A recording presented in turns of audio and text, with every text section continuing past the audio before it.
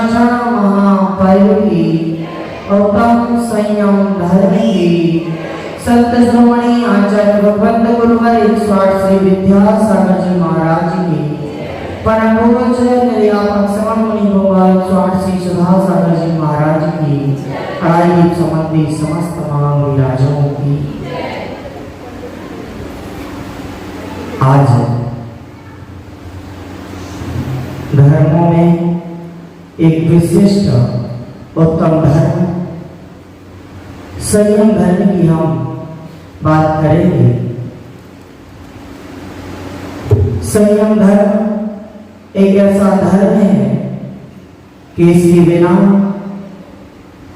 इस मनुष्य गति को श्रेष्ठ करना, इस मनुष्य गति से आगे की जो हमारा जो लक्ष्य है वो प्राप्त करना संयम के बिना एक अधूरा है।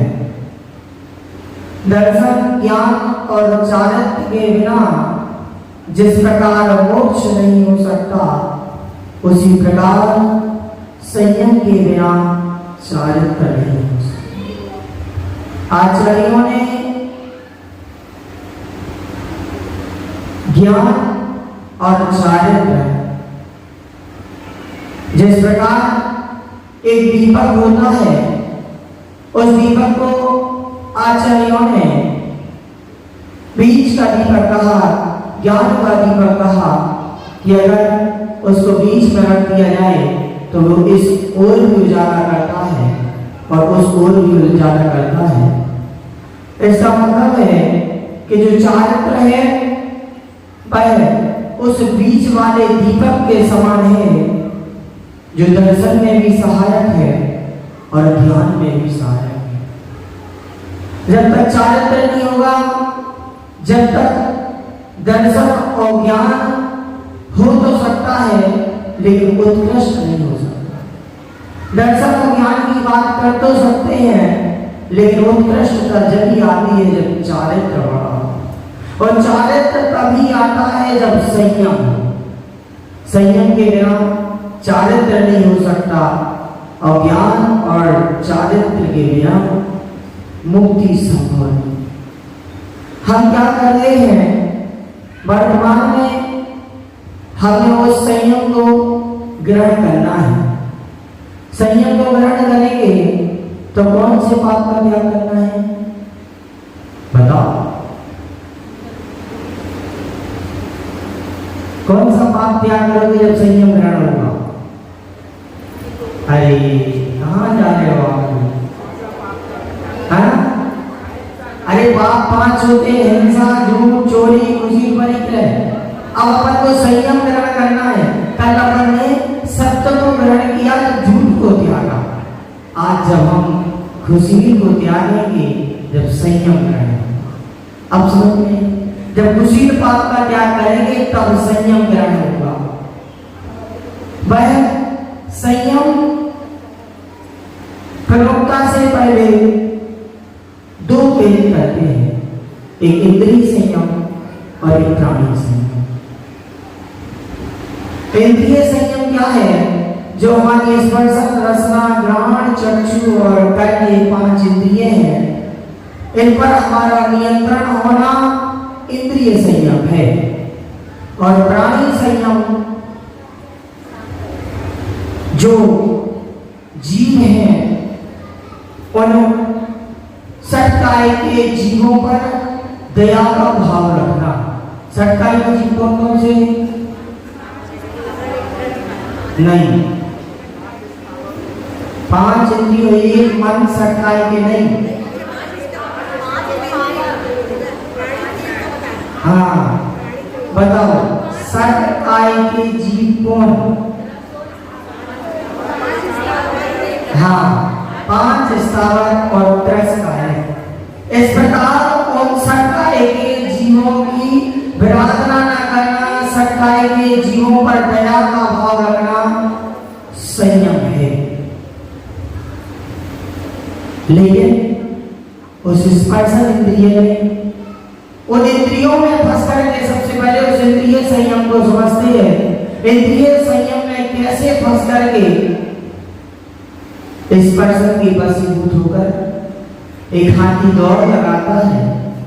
दौड़ लगाते लगाते मात्र उसकी भाव होती है कि हमें उसको पकड़ना है और वह उस स्पर्शन इंद्रिय के अंधाधुंध में चलता जाता है और एक गड्ढे में गिर जाता है।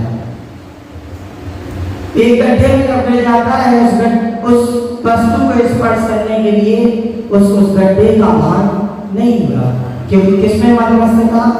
स्पर्श इंद्रिय। रसना इंद्रिय के वशीभूत होकर एक भौरा उस गुलाब के उस रस को चखने के लिए वो निरंतर थोड़ा और उसमें सूर्य अस्त हो जाता है और भौरा अपने प्राण। आगे बात आई चक्षु इंद्रिय की, क्षमा करें, ग्रहण इंद्रिय। ग्रहण इंद्रिय की आई तो एक कस्तूरी मृग होगी। कस्तूरी मृग सुनिए, एक कस्तूरी नाम की वस्तु जो सुगंधित वस्तु होती है वो उसकी नाभि में होती है और वह संसार में पूरे में घूमती रहती है, ढूंढती रहती है। किस लिए? ये सुगंध कहां से आ रही है। चक्षु इंद्रिय की बात की तो एक पतंगा होता है जो कब बारिश का जब समय आता है तो आपने देखा हो एक लाइट सी जल्दी जल्दी बिल बनाता है। उसको किसमें सुख की उत्पत्ति होती है? उस लाइट में। जो लाइट चमक रही है उसको उसमें सुख की अनुभूति होती है और उसी लाइट में क्या करता है? अपने प्राण कमा देता है। अंतिम बात आई, कौन सी थी बच्ची? करनी। करनी किसका उदाहरण बताया जाए, बताओ। करनी के वसीभूत कौन है? हिरण। हिरण कर्णेंद्रिय के उदाहरण एक देश नहीं होता, सर्व देश होता है। कहीं से भी कहीं को लगा दो, बस आपको पता होना चाहिए। कर्णेंद्रिय के वसीभूत होकर वह हिरण उस गायन में एक सुंदर सुनने की तरफ में नाचती रहती है और शिकारी आता है बोलना। एक एक इंद्रिय में एक एक जीव को देखा, वह एक एक इंद्रिय के वशीभूत होकर अपने प्राणों को गवा दिया। और हम तो कितने इंद्रियों में फंसे हैं? पांचों इंद्रियों में फंसे हैं। तो अब विचार करो, वो तो एक एक में फंसे हैं, हम तो पांचों में फंसे हैं। उनका एक के फंसने में इतना आहत हो गया, हम तो पांचों में फंसे हैं, हम कहां जाएंगे? क्योंकि कहा है हम मात्र जिसका हमें कोई तत्व नहीं है, जिससे हमें कोई उसका उपयोग भी नहीं है, फिर भी वो इंद्रियां हमें अपने आप आकृष्ट कर देती हैं। हम मन को कंट्रोल में नहीं कर पा रहे हैं और हम भाव रखते हैं। पहले भी हमने बताया था कि संसार को अपने बस में करने का भाव रखते हैं और उस मन को अपने बस में नहीं कर पा रहे हैं। सबसे पहले मन से प्यास लगी। मन से क्या हुआ? प्यास लगी। मान प्यास लगते ही स्पर्शन इंद्रिय ने आवाज दी, कुछ ठंडा। अब प्यास लगी, चाहिए तो मात्र पानी है, लेकिन आप देखो कैसे हम उन पंच इंद्रियों के विषयों में रम जाते हैं। स्पर्शन इंद्रिय ने कहा, स्पर्शन इंद्रिय जागी, उसने कहा ठंडा। अपन ने ठंडे पानी का प्रबंध किया। रसना इंद्रिय जागी, उसने कहा कुछ टेस्ट होना चाहिए, कुछ रस होना चाहिए। पानी ऐसे पानी कैसे पी गए? दिल्ली में जाओ तो आप उनको अगर आपको चाय पिलाएंगे तो बिना किसी वस्तु के तो चाय पिलाएंगे ही नहीं। भैया हमारे यहाँ नियम ही नहीं है, हम पिला ही नहीं सकते, कुछ ना कुछ आपको खाना पड़ेगा, चाहे कुछ भी खा लो। रसना इंद्रिय के वशीभूत होकर क्या किया? अब कुछ टेस्ट आ गया। आगे घ्राण इंद्रिय जागी, टेस्ट तो आ गया, सुगंध नहीं आई। कुछ उसमें पानी चल रहा है, कुछ पानी में सुगंध के लिए प्रबंध किया गया। रसना इंद्रिय, घ्राण इंद्रिय, चक्षु इंद्रिय आई। चक्षु इंद्रिय ने कहा ये तो पानी कैसा लग रहा है? पानी तो पानी सा लग रहा है, बिल्कुल पानी तो पानी की तरह लगेगा, इसमें कुछ दिख तो रहा नहीं। जिस प्रकार कहते हैं कि सब्जी आप कितनी सुंदर बना लो, किसी वस्तु को कितना ही सुंदर बना लो, लेकिन उसमें जब तक कलर नहीं डलता तब तक मजा नहीं आता। आप देखो, आप किसी भी चीज को देख लो, आप कितनी अच्छी वस्तु बना लेना, उसमें जब तक कलर नहीं डलेगा, जब तक वो नहीं आएगा। चक्षु इंद्रिय का विषय हो गया। बात किसकी चल रही है? क्या था हमें? प्यास लगी। कर्ण इंद्रिय का विषय आया, कहा ऐसे पी लोगे, कर्ण इंद्रिय जागी, ऐसे पी लोगे, कुछ देखोगे नहीं, कुछ सुनोगे नहीं, उस टीवी के सामने पहुंच गए, आराम से बैठ के पीते हैं, कुछ टीवी भी देखते जाएंगे और कुछ पानी भी पीते जाएंगे। बताओ क्या था? केवल प्यास ही तो लगी थी, लेकिन मन के द्वारा उन पांचों इंद्रियों ने ऐसा सहयोग मिला दिया और पांचों इंद्रियों में हम ऐसे रम गए कि उस पानी में भी पांचों इंद्रियां वशीभूत हो गई। पांचों इंद्रियों में हम रमे रहे। ऐसा होता है कि नहीं होता है? सही बताना, होता है कि नहीं होता है? नहीं होता है। कुछ तो काम हाथ पाओ मना करो, होता है। ऐसा थोड़ी हमारे साथ भी होता, हमारे साथ भी होता होगा, आपके साथ भी हो, आप हम एक समान हैं। तो उस पांचों इंद्रियों में हम ऐसे रमे हुए हैं, हमें जिस चीज की आवश्यकता नहीं थी उसमें चले जा रहे हैं। कैसे चले जा रहे हैं? एक बिना लगाम किए घोड़े की तरह। घोड़ा दौड़ रहा है, दौड़ रहा है, दौड़ रहा है, बिना ब्रेक की गाड़ी में बैठे हैं, दौड़ रही है। जहां उसकी आवश्यकता है रुकने की, जब लगाम ही नहीं है, जब ब्रेक ही नहीं है, तो रुकेगी कैसे? जब इंद्रियों पर हमारा कंट्रोल ही नहीं है तो वह हम कैसे रोक पाएंगे, कैसे हम उसमें सामने रख पाएंगे? क्योंकि हमारा कंट्रोल जो था वह कंट्रोल को हमने क्या किया? उन इंद्रियों की आसक्ति में लगा दी। हम बहुत समय से देखते आ रहे हैं, एक हाथी जैसे किसी पेड़ को गिरा रहा है। बचपन से तो हमने देखा कि शायद महावत से, यहाँ ध्यान से सुने, पीछे ना देखें। देखो सबसे पीछे जो बैठी है वो गेट के पास बात कर रही है बात में। हाँ, सबसे पीछे तक का दिखता है, क्योंकि लगभग 300, 400, 500 जन बैठ जाते हैं। बाहर दिखता है, ध्यान दो, बहुत कम है। बहुत अच्छी है लेकिन बहुत कम है, लेकिन बहुत अच्छे, समझ गए। तो क्या हुआ? छोटे से देखते आ रहे हैं, जब हम अज्ञानी थे, अज्ञानी के वशीभूत होकर देखा, एक हाथी महावत से गुस्सा होकर, नाराज होकर महावत ऊपर चढ़ गया पेड़ पर और हाथी उसको गिरा रहा है। हाथ थोड़े और बड़े हुए, युवा वर्ग बन गए, तो हमें बात समझ में नहीं आई। आखिर क्या है? देखा तो, लेकिन समझ में नहीं आया। जब थोड़े से हम ज्ञानी हुए तो देखा एक कुआ भी है, उसमें 5 सर्प भी हैं, पेड़ के ऊपर एक कुछ लगा भी है, उसमें 2 चूहे भी हैं, एक विमान भी दिख रहा है। कहीं देखा है आपने सब? अरे आप देख गए, मतलब पता है किसको पता, किस-किस को पता है? ऐसा किस-किस ने देखा है? हाथ खड़े करो एक बार ईमानदारी से। किस-किस ने, हमने जो बताया वो किस-किस ने देखा है? 1 2 3 4 5 6 7 8 10 हो गया का। आप यहाँ देखो, अच्छे ध्यान से यहाँ देखो। आपने उस चित्र को नहीं देखा, वो अधिकांश मंदिरों में बना रहता है।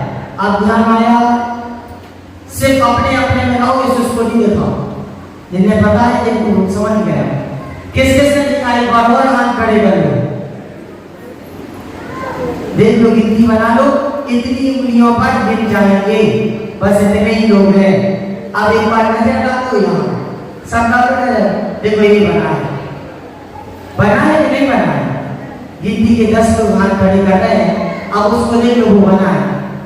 अरे भैया, जिस मंदिर में रोज दर्शन करने आ रहे हो, उसकी इस वस्तु का पता नहीं है कि क्या कहाँ बना है, तो आपको ये कैसे पता होगा कि हमारे मंदिर में क्या है? कभी अनायास कुछ भी हो जाए, आपसे कोई पूछे आपके मंदिर में कितनी प्रतिमाएं थी, तो क्या ध्यान भूल जाओगे कितनी थी? अभी तो मंदिर के चित्र की बात हो रही है, जिनको आप रोज यहाँ दर्शन करने आते हो, और 10 जन बोल रहे हैं कि हमने देखा है। आप सबने देख लिया कि नहीं? इससे हम बचपन में थे और अज्ञानी थे, जब तक हमने यही समझा कि चित्र है।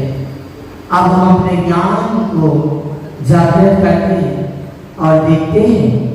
आप देखिए, उसमें 5 सर्प बने हुए हैं, 4 एक समान है। यहाँ सुनते भी जाए, वो देखना है, वो देखते भी जाए। 4 सर्प एक समान है, एक सर्प कुछ अलग है। इसका कारण क्या हुआ? बताओ, कौन बता रहा है? बताइए।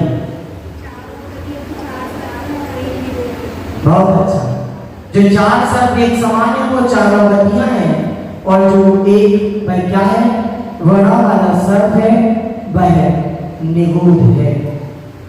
अब चलिए आगे, उस सर्प को देखा, आगे चले, चार गतियों को देखा, कौन कौन सी, नरक गति, त्रियंच गति, मनुष्य गति, देव गति। एक वह कोई और नहीं, वह हम हैं, वह आप हैं, जो उस इंद्रियों के विषय में फंसे हुए हैं, इंद्रियों के मन में मस्त हैं। एक ओर से हाथी पीछे भागता है, मतलब कौन, इंद्रियां हमारे पीछे भाग रही हैं, हमें दौड़ा रही हैं, हम पेड़ पर चढ़ जाते हैं। पेड़ पर चढ़ गए, हाथी नीचे खड़ा है, उसके नीचे देखा, नीचे 5-5 सांप हैं, ऊपर देखो 2 चूहे भी हैं, एक काला चूहा है, एक सफेद चूहा है। वह दोनों चूहे क्या कर रहे हैं, क्या कर रहे हैं, उस ढाल को काट रहे हैं। आप विचार करो, जिस प्रकार वह उस ढाल को काट रहे हैं, उसी प्रकार हमारी निरंतर आयु घटती जा रही है, घटती जा रही है। हमारा संसार अगर आगे रहेगा तो क्या होगा, 35 पर्याय तो 20,000 फल की है, 20,000 सागर की है, फिर तो हमें कहाँ जाना है, निगोद में। अगर निगोद में नहीं जाना है तो उस पर्याय से हमें उन 4 सर्पों से बचना है। ऊपर देखा, एक विमान में विराजमान है, विमान से देखो, वह हमारे, देखो यहाँ आगे वाले देखा, विमान में देव शास्त्र गुरु विराजमान है। वह कह रहे हैं, यहाँ आओ, यहाँ आओ। हम क्या कर रहे हैं, ऊपर से हमने देखा तो मधुमक्खी का एक छिद्र लगा हुआ है, उससे एक एक बूंद रस चमक रहा है। हम कहते हैं थोड़ा और, थोड़ा और, थोड़ा और, उस आयु घटती जा रही है निरंतर, और हम उस पंच इंद्रियों के विषयभूत रस में लगे हुए हैं। और अगर कदाचित अकाल मरण हो गया, उस हाथी ने पेड़ गिरा दिया, तो फिर प्राण गंवाना ही गंवाना है। इस चीज से शिक्षा लो, देव शास्त्र गुरु हमें बुला रहे हैं, हमारी शरण में आ जाओ, तो इन 5 सर्पों से बच जाओगे। 5 सर्प कौन कौन से, आप लोग बताओ। और एक निगूढ़, तो देव शास्त्र गुरु हमें बुला रहे हैं, आप शरण में आ जाओ हमारी, उस सिद्धत अवस्था को प्राप्त कर लो, उन 5 सर्पों से बच जाओगे। लेकिन वह व्यक्ति क्या करता है, हम क्या कर रहे हैं, उन स्पर्शक इंद्रियों के विषय में रमे हुए हैं। रमे होने के कारण हम थोड़ा और, थोड़ा और, थोड़ा और, हम कितने भी धन की कमाई कर लें, कभी पूर्ति आज तक हुई है क्या, नहीं। हम इस प्रकार बोल रहे हैं कि 4 व्यक्ति थे संचित में समय, 4 व्यक्ति बहुत मदमस्त नशे में थे। भाई क्या करते हैं, नदी के तट पर जाते हैं, नाव में बैठते हैं, चारों के 4 बहुत अधिक नशे में थे, और पहले एक उस नदी से पार करने का जो क्या बोलते हैं, आप क्या बोलते हैं, चप्पू चला रहा है, दौड़ा रहा है, पूरी रात दौड़ाया, दौड़ते दौड़ते कहा अभी तक किनारा नहीं आया, लेकिन सुबह जब नशा उतरा तो क्या हुआ? जो नाव की डोरी थी वो तो पीछे बंधी है। ऐसे ही हम उस संसार की ओर, उस नदियों की ओर, उन चार व्यक्तियों की ओर और उस बूंद की ओर हम उन 5 इंद्रियों में रमे हैं, रमते जा रहे हैं। हमें अपनी उस आत्मा का कल्याण नहीं दिख रहा है। और अगर आत्मा का कल्याण नहीं दिखा तो फिर पहले तो 4 सांपों की बारी आएगी, कभी ऐसा होगा उस पंचम सांप की भी बारी आ जाएगी। और पंचम सांप के कितने दुख हैं आपने छेड़ा पड़ी है तो आपने देखे होंगे कि कैसे कैसे दुख है। अब कुछ चित्त समझ में आया, अच्छे से आया। हम उस प्रकार रमे हुए हैं। क्यों रमे हैं? क्योंकि हमें नियम संयम नहीं है। हम कुछ आगे बढ़े, हम दूसरे व्यक्ति की बात करते हैं तो हमने कहा संयम की दुर्लभता। संयम की दुर्लभता सुरग नरक पशुगति में नाही, क्या नहीं है? ना तो वह संयम स्वर्ग के देवों में है, ना वह संयम अधोलोक के नारकियों में है, ना वह संयम पशुओं में है। प्रश्न आपको खड़ा हो जाएगा, हम उत्तर आपका पहले दे देते हैं। त्रियंच गतियों के जीव में कदाचित देश संयम पाया जाता है, लेकिन हमें अपनी, हम तो मनुष्य हैं। एक मनुष्य गति ही ऐसी है जो हमें संसार से त्राने वाली है। हम इस मनुष्य गति को नहीं समझ पा रहे हैं। सुबह हमने पूजन में पढ़ा, क्या पढ़ा? उत्तम संयम गम मन मेरे भवगे बाजे अगते, सुरग नरक गति में नाई, आलस शरण कर सुख ठाई। क्या हुआ? उसकी बात आगे आएगी, वो आगे बढ़े जहां जिसका उचित है। अपन वहां देखें संयम, उत्तम संयम गौमन मेरे, पर उत्तम संयम हमारे मन में कैसे आएगा? भव की वाजे मेरे, भव से हम भटकते आ रहे हैं।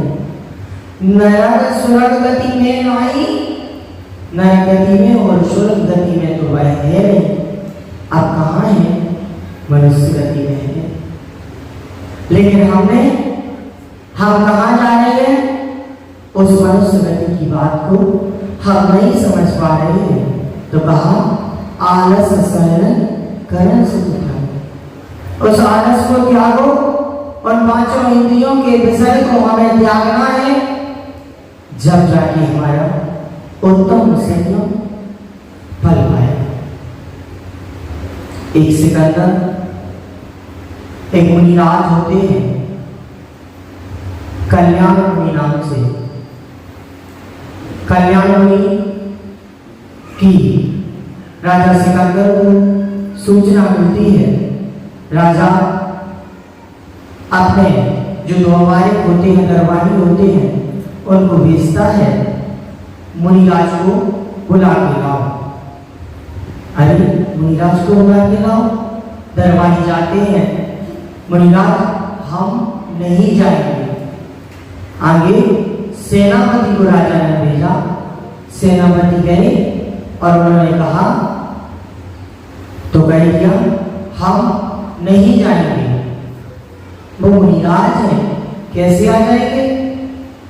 राजा के पास सेनापति वापस आते हैं। राजा पुनः मंत्रियों को भेजते हैं, जाओ उन मुनिराज को लेकर के आओ। मंत्री जाते हैं, वह कहते हैं कि आप चलो। वह कौन है? विश्व विजेता है, वह विश्व के राजा है, आपको बुलाया है, आपकी भलाई इसी में है कि आप चलो। वो कहते हैं कौन विश्व विजेता? गुलामों का गुलाम कौन विश्व विजेता? गुलामों का गुलाम। इस बात को मंत्री सुनते हैं, आश्चर्य हो जाते, गुलामों का गुलाम कह रहे हो? वो उल्टे पैर लौटता है राजा के पास और कहता है मुनिराज कह रहे हैं गुलामों का गुलाम, हम उसके पास जाएंगे। सिकंदर क्रोध में आ जाते हैं, कहते हैं उनको उठा के लाओ, जैसे भी आए लाओ। मंत्री जाते हैं और मुनिराज को लेकर आते हैं। मुनिराज से वह सिकंदर कहते हैं आपने हमें गुलामों का गुलाम कहा? बोले हाँ। क्यों? कह दिया तुम किसी जो भोजन तुम्हें इष्ट नहीं है उसको ग्रहण कर सकते हो? बताओ, जो भोजन आपको अच्छा नहीं लगता उसको ग्रहण कर सकते हो? नहीं। जो चीज हमें जिस प्रकार जो दुर्गंधमय चीज है क्या आप ग्रहण कर सकते हो? जिस चीज में कोई स्वाद नहीं है, कोई टेस्ट नहीं है, उसको ग्रहण कर सकते हो? बिना नमक का भोजन ग्रहण कर सकते हो? बिना घी का भोजन ग्रहण कर सकते हो? नहीं कर सकते, क्योंकि हम इंद्रियों के वशीभूत हैं, हम उन इंद्रियों के चक्कर में पड़े हैं, हम उस लोलुपता के चक्कर में पड़े हैं। और इंद्रियां, तुम इंद्रियों के वशीभूत हो और इंद्रियां हमारे वशीभूत हैं। देख लो आचार्य भगवंत गुरुवर विद्यासागर जी महाराज कितने रस के त्यागी हैं? बताओ ना। 6 रस के त्यागी हैं। आज तक आपने देखा उनको कोई परेशानी आई नहीं, क्योंकि उनने इंद्रियों से आसक्ति छोड़ दी। इंद्रियां उनकी आसक्त हो गई, वो इंद्रियों की आसक्त नहीं है। तो कहा इंद्रियां हमारी गुलाम है और तुम उनके गुलाम हो, इसलिए तुम कौन, हम कौन? गुलामों के गुलाम हैं। राजा सिकंदर नतमस्तक हो जाता है। जहां कितना क्रोध भरा था, कितना मान था, 6 खंडों का अधिपति है, विश्व का विजेता है, नतमस्तक हो जाता है। मुनिराज के चरणों में कुछ नियम संयम भी ग्रहण करता है और मुनिराज को यथावत विहार कर यथास्थान पहुंचाता है। वही तो हम कर रहे हैं।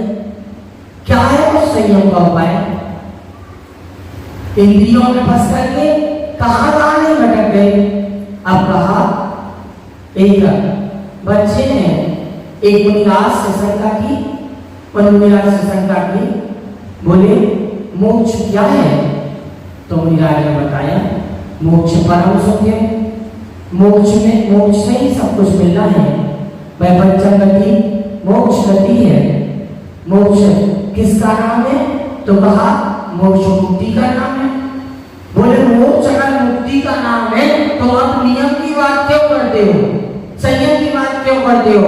जब मोक्ष मुक्ति से मिलना है तो आप नियम की बात क्यों करते हो? एक विचार करो, मुक्ति संयम से मिलना है, संयम और इंद्रियों के त्याग से मिलना है। जब इंद्रियों का त्याग होगा, जब संयम होगा, जब मुक्ति होगी, जब मोक्ष होगा। लेकिन हम लोग कहते हैं पंचम काल में बहुत से जन मानते हैं मोक्ष तो है ही नहीं। जब मोक्ष है नहीं तो हम नियम क्यों ले, हम संयम क्यों ग्रहण करें? तो हमने आपको पहले भी एक प्रसंग बस पहले सुनाया था। आचार्य पूज्यपाद स्वामी श्लोक देशी ग्रंथराज में कहते हैं वरम दैवदं देवं नाविकैव तनारतं छायास्तभस्तयोर्वेगा प्रतिपालयतोर्मः। कहा वरम दैवदं देवं नाविकैव वेदों को ग्रहण करके उस स्वर्ग में जाना अच्छा है। नाविकैव आवृतों के द्वारा नरक में जाने से अच्छा। एक व्यक्ति उस भोगों में लगा है, और एक व्यक्ति उस संसार से विरक्ति का मार्ग दिख रहा है। किसमें सार है? एक व्यक्ति उस भोगों में लगा है और एक व्यक्ति उस भोगों को त्याग रहा है। हम पांचों इंद्रियों में लगे हैं और महाराज पांचों इंद्रियों को त्याग रहे हैं, पांचों इंद्रियों के उन विषयों को त्याग रहे हैं। हम जब आहार लेते देखते हैं, जब आहार हम देते हैं तो कभी कभी आपके मन में आता हो, नहीं आता हो, हमारे में तो आता क्या, हम तो मानस से करे भी देते हैं। पता चला कभी उनके लिए अपन ने क्या दिया, आइसक्रीम दी, तो वो क्या करते हैं, पता चला गर्म तेल के साथ पी ली, पता चला उन्हें नाले के साथ पी ली। दलिया आपने दिया, उस मीठे दलिया को नाले के साथ पी लिया। हमने कहा महाराज कैसा स्वाद आ रहा है आपको, क्या चल रहा है? बोले वो स्वाद ही तो हानिकारक है। जब उन पांचों इंद्रियों को, हमें उन पांचों इंद्रियों से बचना है, संयम को ग्रहण करना है, हम तो संयमधारी है, महाव्रती है, हमें स्वाद से कोई मतलब नहीं है। क्योंकि कहते हैं महाराज के हाथ में अंजलि में आहार आया। बड़ी पंडित जी आदरणीय बेनारा जी बहुत अच्छा उदाहरण देते थे।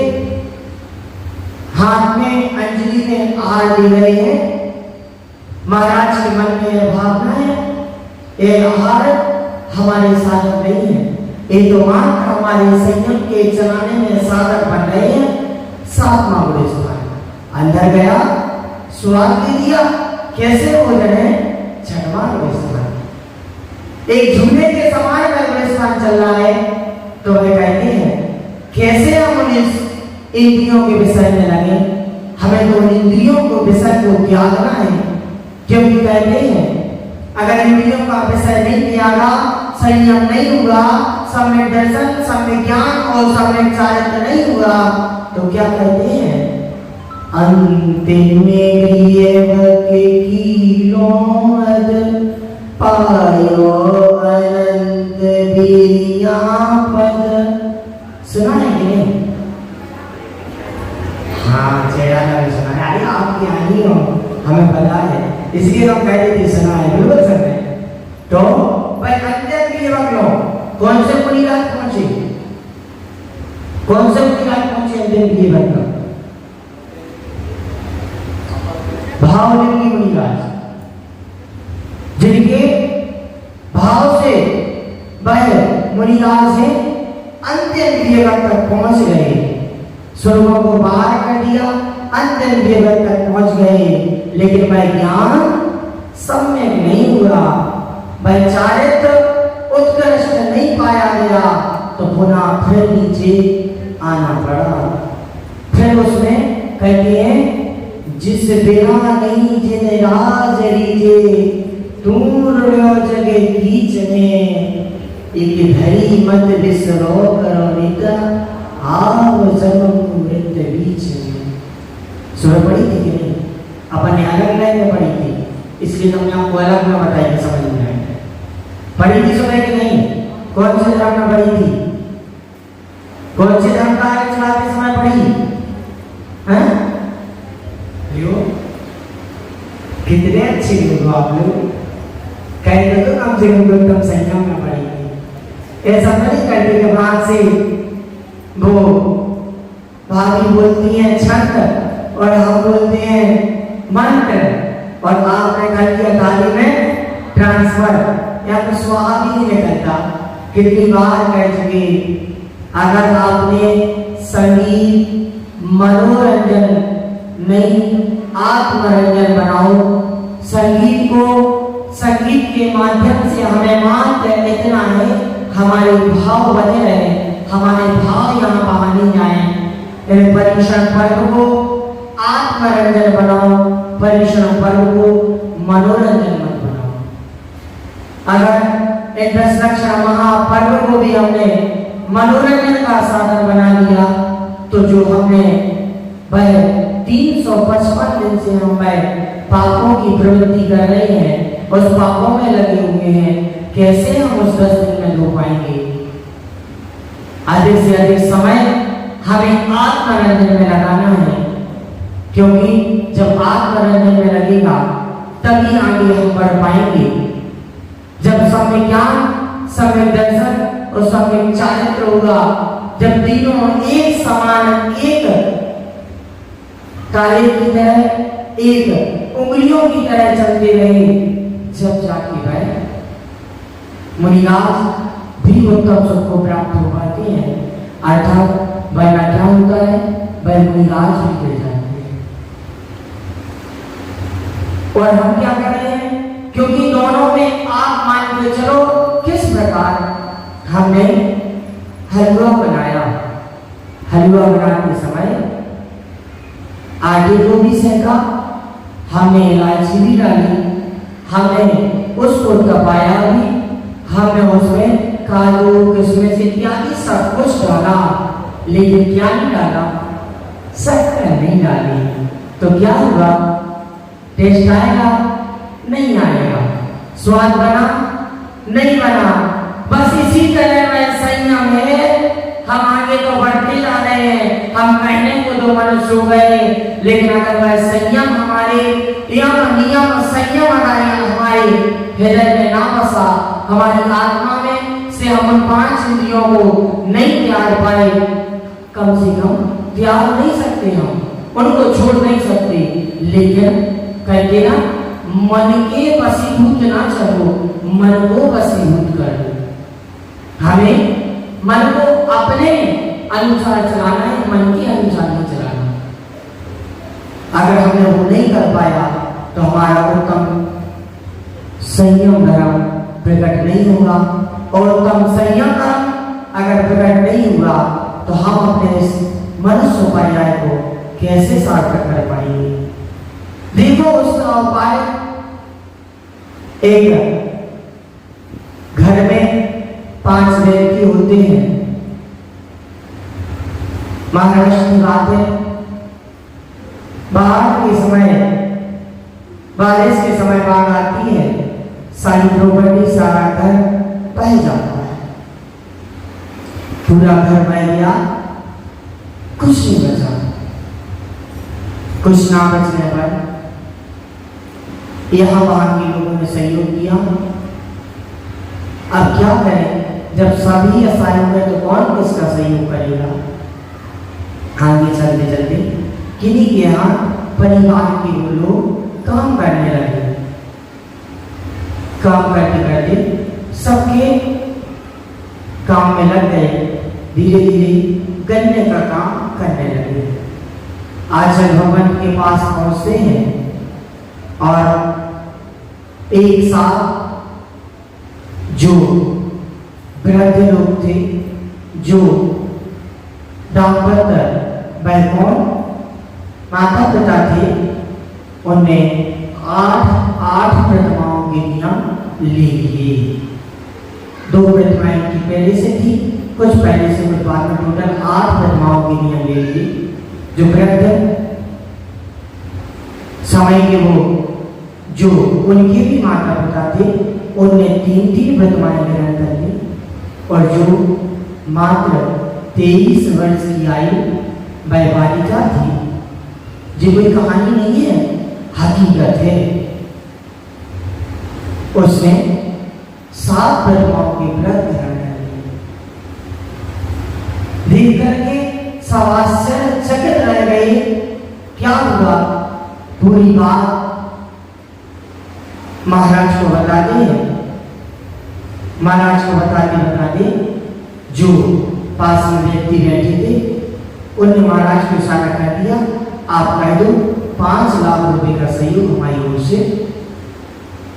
व्यक्ति देखता है, स्वाभिमानी कभी झुकता नहीं है, बोले हमें नहीं चाहिए, हम अपने व्रतों का पालन, हम अपने संयम का पालन कर लेते हैं। कैसे?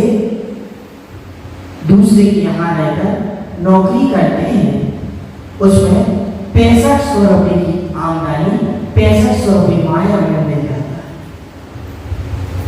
विचार करो मन से, 6500 रुपये में 5 व्यक्ति अपना काम चला रहे हैं, और इतने एक साथ संयम को धारण कर लिया। हमें कुछ नहीं चाहिए। पहले की बार में हमने एक घर महाराज आदि के सहयोग से बनवाया था, वह भी वह। अब हमें सहयोग नहीं चाहिए, आप तो हमें आशीर्वाद दें कि हम बहुत अच्छे से संयम का पालन कर सकें। हमारा उसमें आगे आचार्य सिंह के पास उसमें 100 रुपये में से भी देखो, संयम का उपाय देखो, आप संयम को जीतने का फल देखो, महिमा देखो उसकी। हम उसमें से भी कुछ पैसे बचा कर लाए हैं। ये पैसे हम सबके सामने तो दान में नहीं दे सकते, ये हम महाराज आप जिसको कहो उसको दे देते हैं। कभी कोई दीन व्यक्ति आए या कहीं ये पैसे लग जाए तो हमारा सौभाग्य। विचार करो, 6500 रुपये 5 प्राणी अपना नियम धर्म इतनी प्रतिमाओं को भी पालन कर लिया। बोले कैसे पालन करते हो, पैसे भी बचा लेते हो? बोले महाराज सब्जी बहुत महंगी है, हरी सब्जी, इसलिए हम पांचों ने आजीवन हरी सब्जी का त्याग कर दिया। संयम की महिमा देखो, पांचों ने हरी सब्जी का त्याग कर दिया। भाव देखो, आप आगे आगे भाव चलते गए और वह ऐसे 5-5 उन प्राणियों ने अपनी रक्षा सोचा। ये वर्तमान नियमावली की घटना है जो हमें अभी सुनने में आए, हमने आपको सुना। आप देखो संयम की महिमा कहां कहां 2 प्रकार से संयम बताया, एक यम और एक नियम। यम मतलब किसी भी नियम को, किसी भी कार्य को आजीवन रूप से ग्रहण किया, यम हो गया। और किसी कार्य को लेकर एक न समय तक हमने कोई कार्य किया, कुछ नियम दिया, कोई व्रत ग्रहण किए तो वह नियम हो गया। एक नास्तिक सेठ जी थे, नास्तिक समझते हो ना? नास्तिक समझे तो जिस धर्म को, क्या किसी धर्म को नास्तिक तो मानते ही नहीं है, उसको सुनते ही नहीं है मन पर। नास्तिक सेठ जी रहते हैं, आप देखना बहुत ध्यान से मानकर। और जो हमारी उम्र वाले और हमारी उम्र से कुछ नीचे कुछ ऊपर वाले सब बड़े भाई बहन जो है वो जरूर ध्यान से सुनना, क्योंकि ये तो आपके कुछ नहीं बहुत कुछ ठीक चल रहे हैं, लेकिन जो हम आप हैं, सिर्फ आप नहीं हम भी गलत चल रहे हैं, आप भी गलत चल रहे हैं। देखो एक नास्तिक सेठ जी कहते हैं, भाई सेठ जी मानते ही नहीं है गुरु को, मानते ही नहीं है देवशास्त्र गुरु को। नगर में मुनिराज का आगमन होता है, लोगों को जाते देख वह सेठ जी भी साथ में चले जाते हैं। प्रवचन मुनिराज के होते हैं, अमृतमयी देशना को सुनकर सेठ जी का मन प्रफुल्लित हो जाता है। अब प्रफुल्लित हो जाता है, सबका मन प्रफुल्लित हुआ, सब एक एक नियम ले रहे थे। सेठ जी ने भी विचार किया मैं भी कुछ ले लूं। मुनिराज ने बुलाया, सबने तो ले लिया, अब तो मैं कुछ नियम नहीं ले सकता। क्यों? हमसे कुछ पढ़ते नहीं है, हम नहीं समझते नियम में कोई सार है। ठीक है, एक तो कुछ ले लो, कम से कम यहाँ तक आए, प्रवचन में आनंद आ गया तो एक तो ले लो। ठीक है, रोज पूजन करना नहीं, पूजन नहीं करेंगे, चलो रोज दर्शन कर लेना, वो भी नहीं करेंगे। चलो आप बता दो क्या करोगे? हमारे यहाँ कुमार का गधा सामने बना रहता है, रोज हम उसको देखने का नियम देते हैं। सेठ जी की बात देखो, आप अभी हंस रहे हो, आपको अभी आगे पता चलेगा क्या हुआ। कहा गधे का, ठीक है, पक्का नियम हो गया। मुनिराज भी, मुनिराज तो मुनिराज है, ठीक है, गधे को देखने का नियम ले लो, जब तक गधे को देखेंगे नहीं, जब तक दुकान खोलेंगे नहीं। ठीक है, सिर्फ रोज जल्दी उठते और गधे को देख करके दुकान पर दौड़ लगा के जाते, दुकान खोल लेते। क्रम चलता गया, गधे के दर्शन रोज होते गए, आगे चलते गए। एक दिन सेठ जी उठने में लेट हो गए, लेट गए। उस कुमार की पत्नी से पूछते हैं गधा कहाँ गया? वही स्वामी लेकर जंगल चले गए। अब नियम था दुकान तो जब खोलना है जब गधे के दर्शन हो जाए, गधे को देख लें, दर्शन नहीं समझे देख लिया। अब बैठ जाते हैं उस गधे के पीछा करते करते जंगल में पहुंच जाते हैं। जंगल में चले जा रहे, देखा कुमार मिट्टी खोद रहा है बर्तन बनाने के लिए, गधा खड़ा है। देखा सेठ जी जोर जोर से कहने लगे देख लिया देख लिया देख लिया। क्या देख लिया बताओ ना, क्या देखा? गधे को देखा। जो गधे को कह रहे हैं उनको अभी समझ में नहीं आया, आ जाएगा, निश्चित रहो। कुमार जब खोज रहा था उसमें एक सोने का घड़ा प्राप्त हुआ। घड़ा जब मिला, कुमार को जब आवाज सुनाई दी, देख लिया, कुमार असमंजस में पड़ गया कि सेठ ने देख लिया, अब तो यह जाके राजा से कहेंगे और सारा धन चला जाएगा। देखा किसको था? गधे को। कुमार ने क्या सोचा? सोने। कुमार घर जाता है और सेठ जी की पत्नी को क्या करता है? आधा तुम्हारा आधा हमारा, आधा सोना ले लो। सेठ जी से कहते ना राजा को नहीं बताया, ठीक है? सेठानी को कुछ बात भी पता नहीं है, ठीक है। घर आए मेहमान कौन बुरा कहता है, घर आए लक्ष्मी को कौन बुरा कहता है? सेठानी ने रख लिया। शाम को राजा आते हैं, सोने को देखकर आश्चर्यचकित हो जाते हैं। कहां से आया ऐसा जब पता चलता है, हे भगवान हमारी तो मती मारी गई। जब एक गधे को देखने से इतने सोने का लाभ हो गया, और जिले का भगवान का दर्शन करने से, जो दिलों की नाथ है उनके दर्शन करने से क्या क्या प्राप्त नहीं हो सकता, क्या क्या नहीं मिल सकता। समझ में आया कि नहीं आया है? जब उस गधे को देखने से और सोने की मोहर प्राप्त हो गई, तो देव दर्शन करने से, रोज देव दर्शन करोगे तो ऐसी कौन सी चीज है? हम तो कहते हैं कि बिन मांगे मोती मिले और मांगे मिले ना भी। रोज भगवान के दर्शन करो, ऐसे संसार में कोई चीज हो नहीं सकती जो ना हो। और जिस दिन आपका मन यहाँ बाहर जाने लगे तो इन प्रवचन को निकाल के सुन लेना, या उस गधे की और उस सेठ जी की बात को ध्यान रखना। इसी को तो संयम कहते हैं। हमें इसी प्रकार तो संयम में बढ़ना है। इसी प्रकार हमें कुछ ज्ञान कहना है, कुछ नियम कहना है, कुछ संयम कहना है, कुछ खुशी को त्यागना है, जब जाकर उत्तम संयम ग्रहण कर पाएंगे, उत्तम संयम की ओर हम बढ़ पाएंगे। तो क्या होगा? कैसे हमें नियम लेना है? हम आपसे कहें नियम ले लो, ये हमारे कर्तव्य के अनुसार नहीं है, क्योंकि हम आपको नियम देने के अधिकारी नहीं है। नियम तो मुनिराज से गुरुओं से लिए जाते हैं। हम तो आपसे कहते हैं आप एक दो नियम ले लो। आप जब तक मंदिर में आए, जब तक मंदिर के गेट पर चारों प्रकार के आहार का त्याग कर दो। कर सकते हो? हम आपको आगे बताएं कर सकते हो? कौन नहीं कर सकता? हाथ खड़े करो, उनको हम उपाय बताएं। मंदिर में बैठे हो, झूठ नहीं बोलना। हम आपको विधि बता रहे, आपको अगर दिलवाया तो नहीं, हमने पहले कह दिया नियम दिलवाने के हम अधिकारी नहीं है। नियम आप भगवान के समक्ष ले लेना, गुरुओं के समक्ष ले लेना। आप गेट पर आए, चारों प्रकार के आहार का त्याग कर दो।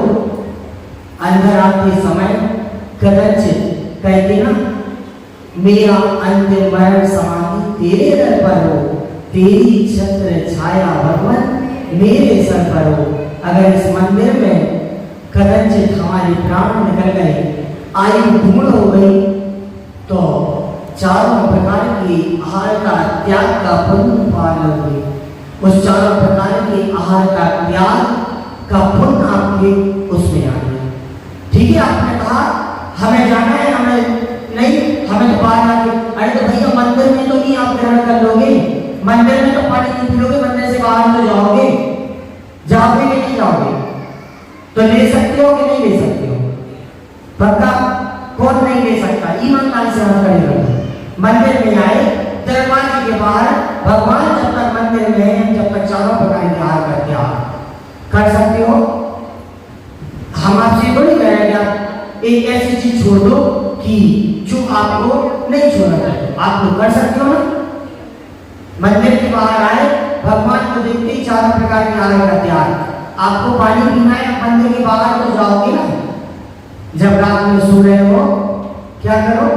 जब सोए नौवां नमोकार मन पड़ा, अब हमारे चारों प्रकार के आहार का त्याग है। हम कहते हैं रात में प्यास लगती है, पानी पीना पड़ता है। भैया सोते सोते पियोगे कि उठ के पियोगे? बताओ ना, बताओ भैया। पानी सोते सोते पी सकते हो? नहीं। जब नींद खुलेगी जब भी पियोगे ना। अरे अपन ने नियम किसका लिया था? जब तक सो रहे हैं जब तक चारों प्रकार के आहार का त्याग है। ये तो सही मार्ग हो गया ना, सरल हो गया। तो इस प्रकार के भी नियम उस रात में अगर हमारी प्राण त्यागी है, देह में, उस देह को आत्मा ने छोड़ दिया, तो चारों प्रकार के त्यागी आहार के रूप में हम एक त्यागी बनकर मृत्यु को प्राप्त हुए। इस प्रकार आज हमें उस संयम को ग्रहण करना है, उस उत्तम संयम को ग्रहण करना है। लेकिन हम क्या करने गए? एक प्रैक्टिस समझे। तुमने अच्छे से समझते जाना। तुमने घर में कपड़े उतार कर मैं मुनि बनने की प्रैक्टिस करने लगा। मैं घर में कपड़े उतार कर मुनि बनने की प्रैक्टिस करने लगा। बाल तो नहीं नोच पाया, हाथों में अंजलि में खाने की कोशिश की, ध्यान की कोशिश की। मैं ध्यान में था। मैं ध्यान से ज्यादा एक चिड़िया आई, कमरे में आई। क्या हुआ? बाहर कुछ उड़ी, कुछ टकराई और फिर फुर्र हो गई। शायद वह मुझे बतलाने आई थी, शायद वह मुझे बतलाने आई थी कि उड़ने की प्रैक्टिस कमरे में नहीं हो सकती, उड़ने की प्रैक्टिस कमरे में नहीं हो सकती। बात समझ में आई? आई तो नहीं? और अच्छे से समझा देते हैं। हम कपड़ों का त्याग करके कमरे में प्रैक्टिस की, बालों का नॉच तो नहीं कर पाए, अंजलि में आहार लेने लगे, मन तो एकाग्र नहीं कर पाए, ध्यान में चित्त लगा लिया। चिड़िया आई, उड़ी, फुर्र चली गई, हमें संदेश दे गई। जब संयम लेना है, जब मुनिराज बनना है, तो कमरे में प्रैक्टिस करने से संयम नहीं आ सकता है, क्योंकि आपके मन में लज्जा भरी है। जब मुनिराज बनना है तो लज्जा को त्याग करके बाहर आना पड़ेगा। कमरे की कपड़े उतारने से संयम नहीं आ सकता, कमरे के कपड़े उतारने से संयम नहीं आ सकता। इस प्रकार वह चिड़िया क्या कर गई? हमें संदेश दे गई कि आपको नियम लेना है, संयम करना है, तो बाहर आओ, उत्तम संयम को धारण करो। एक कवि कहते हैं, जो पसंद है, जो पसंद है उसे हासिल करना सीख लो, जो पसंद है उसे हासिल करना सीख लो, या फिर जो हासिल हुआ है उसे पसंद करना सीख लो, जो हासिल हुआ है उसे पसंद करना सीख लो। बोलो उत्तम संयम धर्म की जय। कुछ समझ में आया?